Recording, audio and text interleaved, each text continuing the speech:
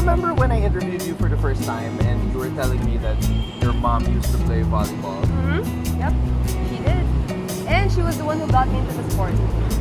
And I also remember that you told me that she played for Letran and she was an open spiker. So I gotta ask you though, if she was an open spiker, how come you weren't an open spiker? Well, nung grade school, high school naman, spiker ako. Pero nung pagdating ng college, medyo maliit na ako compared to the other girls, so libero na lang ako. Pero ikaw, I've never heard you make kwento about your mom. What's she like? Well, my mom's a doctor. She was an OB-GYN and she's not here. She's been living in the States for 13 years. She left after I graduated from high school in 2004. But even though she's there, I still feel her presence because she's always ringing up my phone. She's always flooding my Facebook Messenger. Still very hands-on. Sabi yung feeling na nandito pa rin sa diba? And sabi nga nila, there's nothing like a mother's love. Hey everybody, I'm Anton. And I'm Denise. And this is Down the Line. You know what, then sometimes I can't help but stop and look at you and realize that just a couple of years ago, I was in the commentator's box covering the games and you were playing. And now you're here. So, I mean, it's amazing how time flies. I've come a long way, and time does fly. I mean, I'm here. And it feels like so long ago that I graduated from the UAE. But I'm very proud with what you're doing right now, everything that you're doing right now, and I'm also very happy for all the other players that I've covered who are very successful in their own right. And later on, you'll be catching up with one of your former teammates, and we're gonna find out what she's been up to lately. I'm excited for everyone to find out who she is. All right, and for that, let's go to our starting six.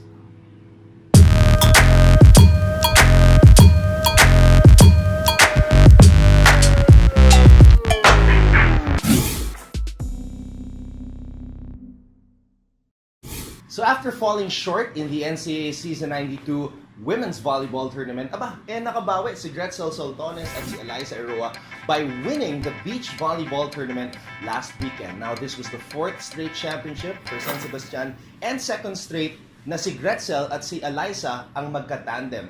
So congratulations to Gretzel, congratulations to Eliza. This was a good way to end Gretzel's NCAA career. Tama, last year na nga ni Gretchen as a ladies tag and may pabaon siya para sa kanyang alma mater by winning that championship. And it was a very impressive win dahil 10-game winning streak sila.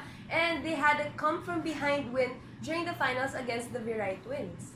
Great season, great way to end Gretzel's career, but in the men's division, may bagong kampiyon din. Ang Perpetual Altas, led of course by the Taneo brothers, nag-champion, hindi na yung Mapua, so new champion in the NCAA Men's Beach Volleyball Division and in the Juniors Division man, ang EAC. They're the champions for this season. So congratulations sa lahat ng mga nagkampiyon sa Beach Volleyball Tournament for Season 92.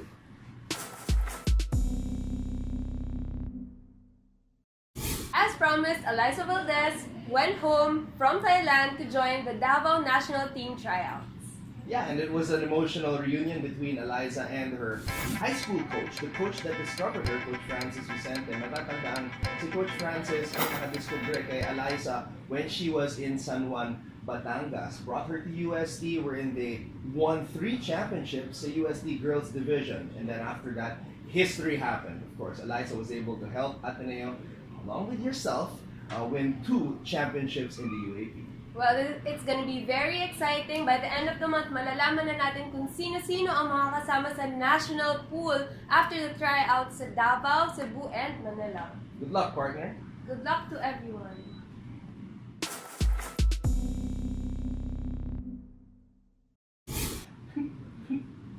Tawa-tawa ka dyan. It's just funny because I heard while looking at the news na magkakaroon ng bagong team sa Philippine Superliga Invitational. And you're gonna be part of it, you and Michelle Gumabao, and you're gonna be teaming up with the players that you just covered in the recent NCAA tournament. Yeah. From commentator to teammate real quick. I mean, how did that happen? I mean, Coco Life and Arellano, how did that happen? What do you mean, how did it happen? It happened through hard work. Trust the process. Medyo matagal namin siyang inayos, but here we are. We've been training as a team for a week now, and competition will start this weekend. Wow. And trust me, I'm going to be a very interested spectator because I want to see how this is going to work. You commentating on them and then teaming up in the PSL. Speaking of the PSL, may bagong kupunan sa PSL Invitational, the Santa Lucia Realtors. No, hindi yung basketball team kung saan naglaro si Jun Limpot. This is a revival, but the volleyball version of Santa Lucia, and it will be composed of Maki Carino, he'll be the head coach, and players from Perpetual, Benilde, and Arellano. Very interesting developments in the PSL.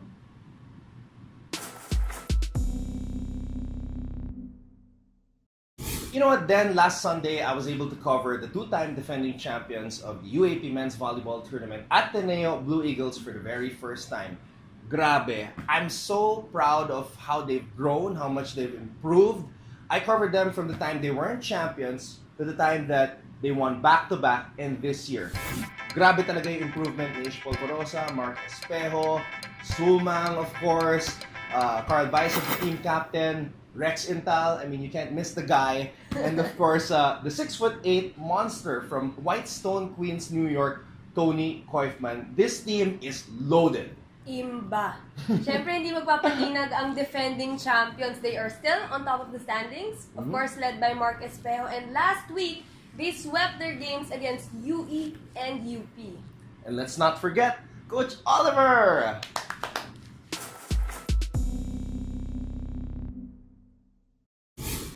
After 11 match days in the UAP Season 79 Women's Volleyball Tournament, 5-1 na ang kartada ng rival schools and traditional powerhouse teams, De La Salle University and Ateneo de Manila University. Ang Lady Spikers are on a 3-game winning streak. Lately, they've beaten Adamson and UE, while Ateneo naman are on a 4-game winning streak. Recently, they've beaten UE and UP. Now, what's very interesting is this coming March 4, it will be the highly anticipated first-round matchup between Ateneo and La Salle. Both teams coming in with a winning streak. I can't wait to see what's going to happen. It's going to be crazy at the Mall of Asia Arena in Pasay City. Exciting.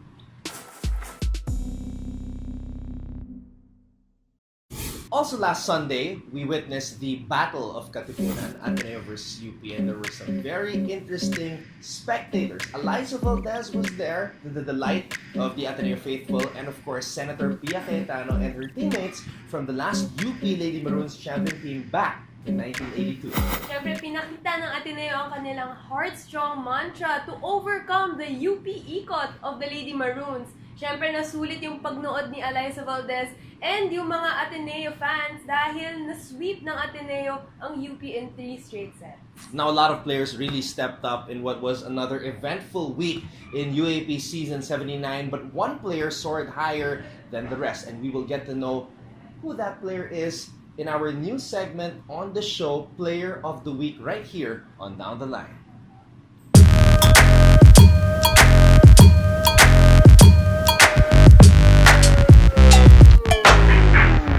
So, nung nakarang linggo sa UAAP, marami tayong nakitang players na talagang nagpakitang gilas. But kung pipili tayo ng isang player na talagang nag-stand out from all of the rest, I would say Joanna Maraginot of the Ateneo Lady Eagles, who really soared higher than all the rest, especially sa kanyang huling laban kontra sa UP.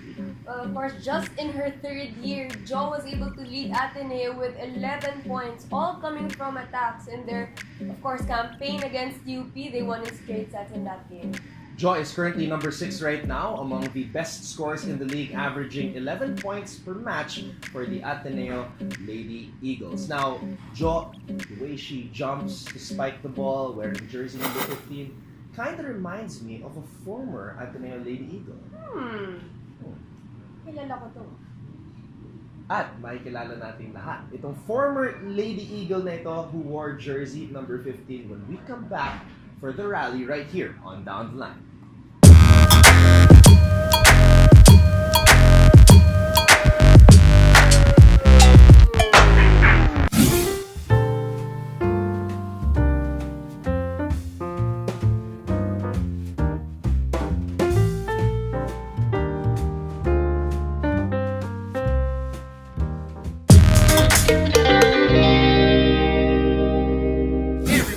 here on Down the Line. I'm Anton Rojas. I'm Denise Lazaro, and today Yeah. we are with Phil Kainglet Cayetano At this very exquisite restaurant, Luna. Specialty Coffee, right here at 32nd Street, Bonifacio, Global City. Yes. Well, first of all, Phil, thank you so much for the time. I know you are very busy nowadays, pero you gave time for me and Den and all the fans, all of your fans who want to see what's been up with Phil Kainglet Cayetano lately. The hashtag Mamatli. Yeah. Let's get to that later. Okay, let's get to that. Because, syempre, meron ng mga millennials na yun who weren't able to watch volleyball during the Fab 5 era. Kasi marami na rin tayong mga volleyball fans, new volleyball fans. And when they look at old pictures, they see you. They see you, they see Gretchen, and all the other players who don the Ateneo Lady Eagles jersey. So we want to ask you a couple of questions about your volleyball career first, Phil. Sure. Your full name is Phil St. Merced Nobres Kainglet Cayetano. Haba! Haba! And I've heard the story before, but I want to hear it again for you and for the new volleyball fans. How did you get this unique name of yours? Of course, my parents gave it to me. Pero recently, we found out, kami ni Lino, if you Google Saint Merced, ako lang ang Saint Merced sa buong mundo. Wow! Ganun Sa ka buong unique. mundo, ah, sa Ganun ka buong unique. mundo. When you Google Okay, it, okay. as in ako, yung name ko lang yung proud. Kaya sobrang thankful ako. Wow. Pero Phil means girl or daughter in French. And then, yung Merced came from my great-grandmother na Mercedes. But then, yung dad ko, gusto niya Merced lang. And then, the Saint was just added para mas maganda. Parang, Phil Saint Merced. So, in French, Fils Saint Merced. Oh. Again. Hi, I'm Fils Saint Merced. Fisant Merced. Fisant Merced. So we all know that Phil is a superstar in volleyball. Superstar siya. But we want to know, paano ba nagsimula yung love mo for volleyball? How was your volleyball journey like? I started playing no grade 5 and with my classmates lang, parang trip-trip lang, nagvo-volleyball lang kami. And then, nakita namin yung volleyball varsity ng Saints ko, nandyan sa parang prep area, yung parang volleyball court namin sa school. Tapos, nakisali lang kami, parang, yay, sali kami. Kahit naka-uniform kami, nag-volleyball kami. School uniform, ah. Nag-dive ka pa ba? Hindi naman. Hindi naman. Paano ba yung semento pa kami dati doon? Oh. So, hindi pa pwede mag-dive. And then, high school, doon na naging competitive ako kasi na-select ako for palarong pambansa. And then, coach ko noon, si Coach Jerry. Wow! Coach Jerry! Yeah, so yun, doon ako nag-improve sa kanya din. Kasi yung training namin, na-realize ko lang, ngayon ko lang na-realize, so yung training namin is from 2 to 8 p.m. Parang di ko naramdaman kasi nga enjoy for me. Kasi parang 2 to 5 skills and then 5 to 8 laro. So parang everyday yun, everyday. Parang ni isa sa team namin, walang nagreklamo. And then after nung palaro, na-scout kami, syempre nila Z, nila Mel Gohing, and then yun, Ateneo, LaSalle was like scouting us. And then I decided to go to Ateneo. And then from then on, yun na, history. And here we are. And of course, Phil, you were teammates with Z in Saints Co, right? So was it a mutual decision from you and Z na, rin-recruit tayo ng Ateneo, let's go there together? Actually, kaming lima yun eh. Ako, si Z, si Mel Gohing, si Jem. Apat pala kami. Wow, even Mel? Mel, yeah. Wow. Parang sabi ko kay Jem, kusang ka doon ako. Sama-sama. Yeah, but then yun, kami nila Jem and Z natuloy sa Ateneo. Pero si Mel, napunta sa kalaban. Sa rival, si LaSalle. Wow, that's a very interesting story. Yes. And now, Mel naman, teammate ko naman ulit. Yeah. Pero we all know about the famous Fab Five of Ateneo. That's right. Why do you think you guys were so famous and well-loved by the fans? I don't think na we're famous. I mean, like, we're known as the Fab Five. Accidentally, naging Fab Five kami. Yung Fab Five, galing sa men's team. Kasi di ba yung mga Fab Five, yung dati. Pero, biglang nag-stick na sa amin. And I think kasi, ever since first year, kami yung underdogs. Parang nakita ng mga tao paano kami nag-grow. From like, no one was watching us. Tapos parang, we were like making waves na natatalo namin yung FEU, Adamson in 2 straight sets. Pero never namin natatapos. So, parang feeling ko yung mga tao, we were loved din na because of our fighting spirit na, ito, mga rookie team, tapos biglang palaban. And I think from then on, followed us na, and then nakita nila kung gaano kami nag-grow as a player, and to the end na nakalaro kami sa Araneta, sa MOA, so parang they were with us then, and I think that's why we stuck. Kahit nga nung championship, kahit natalo kami nung nung 5th year ako, parang sa Twitter, ang daming support, nagko-congratulate sa amin, parang kami ni Gretch, ala, bakit parang sobrang support sa amin, nagko-congratulate kami, nagka-trend pa rin kami sa Twitter. So I guess, yun nga yung parang we were all in this together. Nakita talaga nila from Nene days hanggang mag-graduate. Nene days hanggang mag-graduate kami. So yung journey na yun, nakasama namin sila. It's so incredible. I remember covering you guys, and there were only 3,000 people at the Phil Oil Flying V Center. Pero ngayon, you were a big part in helping develop and grow the game of volleyball. Now, you guys can pack the Araneta Coliseum, the Mall of Asia Arena. More than 14,000 people ang nanonood ng Ateneo Lasal ngayon. And I just salute you guys for helping build volleyball. But Phil, I want to ask you, is there a single best and unforgettable UAP moment that you have in your mind? I think madami, not just a single. Okay. Pero yung never ko makakalimutan kung saan nag-start yung school spirit ko is we were in first year sa FEU gym ang laro. FEU gym, ha? Wow. FEU gym! Ang laro, and then we were up against FEU, home court nila. And doon namin naramdaman, kahit tanong mo si Gretch, kahit ako, napag-uusapan namin, yung pinaka-memorable namin is yung natalo namin sila, yung first 2 sets, na parang, ito na. But then, sobrang, talaga, yung school spirit talaga namin nabuhay. Kasi nga, we felt na we were fighting for Ateneo, na gusto namin yung laro na ron. Pero, rookie pa nga lang kami, so natalo kami in 5 sets. Incredible story considering that it happened at the FE gym, diba? not at the And arena in San Juan. it was covered Wow. by ABS then. It's unbelievable. Yeah. Alala ko, pinanood ko yun eh. But, let's shift naman to the present. Alright. Right now, you're, of course, married to Lino Cayetano, and you have 2 beautiful Aww. babies. So, Thank you. how does it feel like? I know, I have 2 kids. What did I do?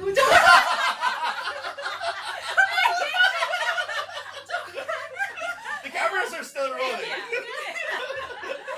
Sometimes when I think about my life, parang ako, I think I'm in the right time naman. Like, I'm old enough, I'm done with my college studies, diba? Graduate na ako, and I'm planning to continue my graduate studies, and I'm running a business. So I guess I'm in the right time na rin. Pero 2 kids, parang, minsan, nisip ko, what did I do nga? Pero I'm so thankful and blessed to have met Lino, my soulmate.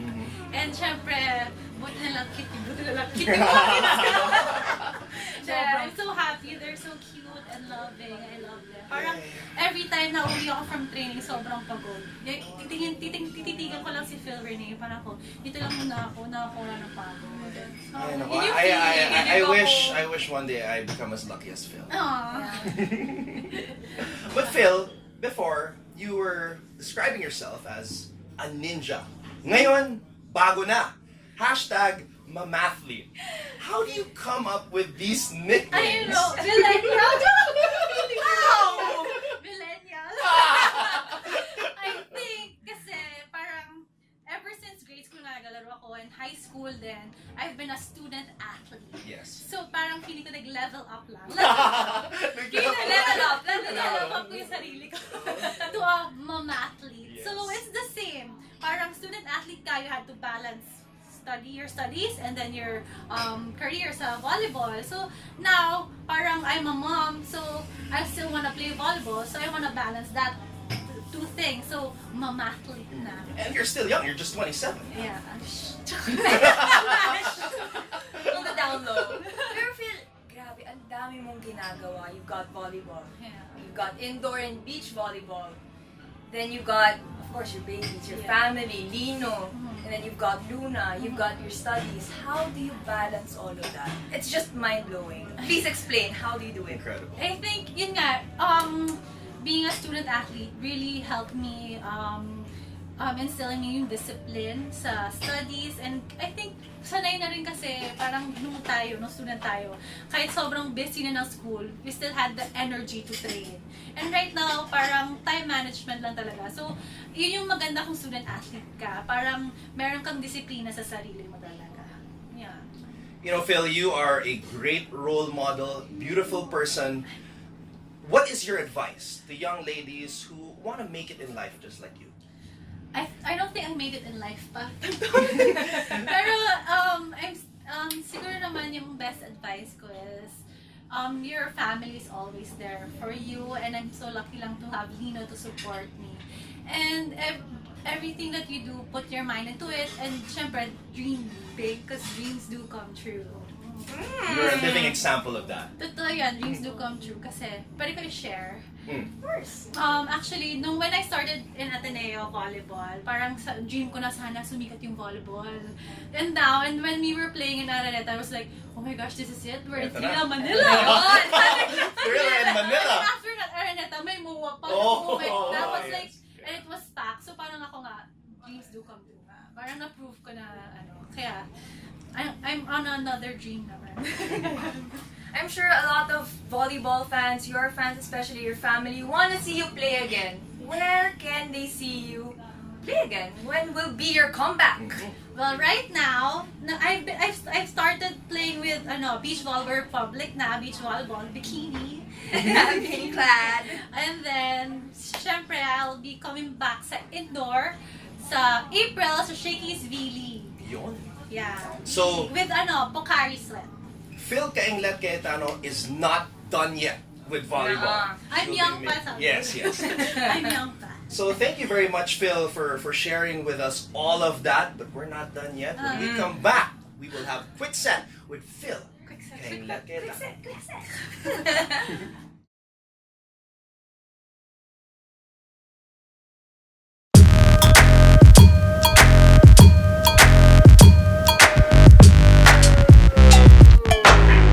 Hey guys, you're still here on Down the Line with me, Denise Lazaro. And me, Anton Rojas, and Fee Sant Mased. We. So guys, eto, quick set na tayo. Are you ready? Kinakabahan ako. Kaya mo yan! Okay. Training nga ni Coach Roger, nakayanan mo eh. Ikaw. Okay, nakayanan natin. Okay, let's go. Ready? Yeah. 3, 2, 1. Bacolod. Bacolod, chicken in a salad. Wow! Saints ko. Prep area. Z Herbacio. Z, her power. Z, energy. Ateneo. Lasal. Ay, di. Blooming gym na lang. Okay, Coach Roger.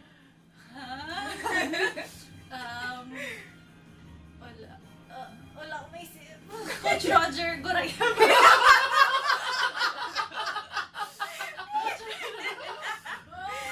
What about Jem Ferrer? Jem Ferrer move. Back. Ah, yes, I know Yeah. that. I know that Jem Ferrer. UAAP. Best days of my life. Ah. What about Beach Volleyball Republic? Beach France in the Philippines. How about Gretchen Hall? Gretchen Hall, host. Host lang! Yun lang! Yun lang! Gretch host! Host! Gretchen na host! After all those years. Pocari Sweat. Pocari fighting. Fighting! Kasi yung sa hadal, Pocari Sweat fighting. Yung sa hadal namin. Okay, Last one. but not the least, Mhm. Lino. Lino. Lino, my love. Alright, thank you very much, Yun Phil, lang, for oh my that gosh. very entertaining quick set. You got through it. Pero, Good job. may isa pa tayo. We'll be back for Match Point right here on Down the Line.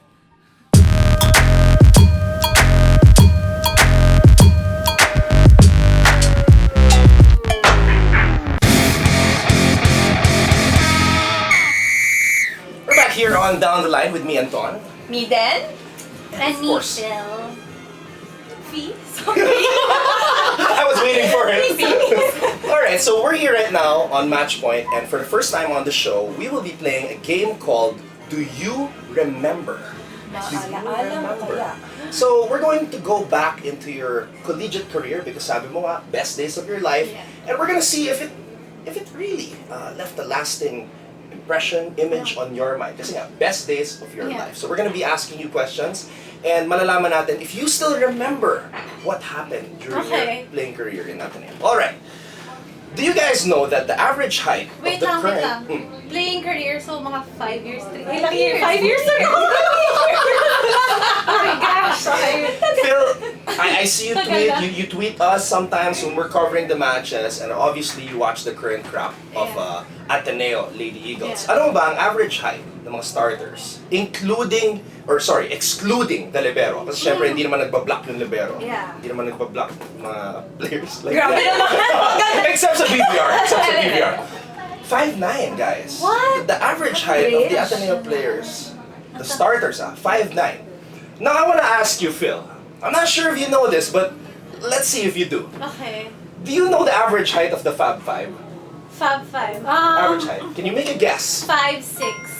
Wow! You're actually correct! Wow! Wow, I guess you guys are really that bonded. Yeah. Ano Okay. lang yun, computation. Rich, A, Z. Galing. 5'6", That's unbelievable. So, we have 4 questions. You got one Yay! question one down. right. So, if you can get at least half, we're going to give you a prize. Talaga? Yeah. Okay, for our next question. What year or UAAP season were you team captain? Yun. Tick. 2011? That is actually correct!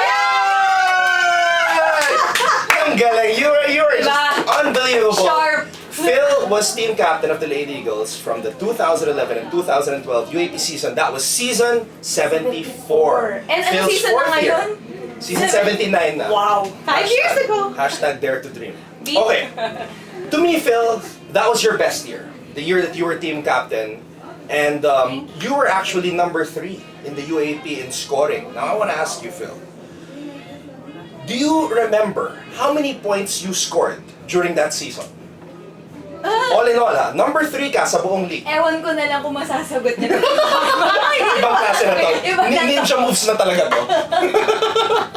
How many points did you score during season 74? 110? Grabe ka na. Okay, That's we'll so give you low. another chance. We'll give you Phil, another that's so chance. low naman. You're way better than that. Uy, hindi ba ganun? No. Buong season, Phil, sa elimination round. 135? Ang baba. Another chance. Another chance. Margin up ba Another yun? chance. Umabot ba ng ganun? 310?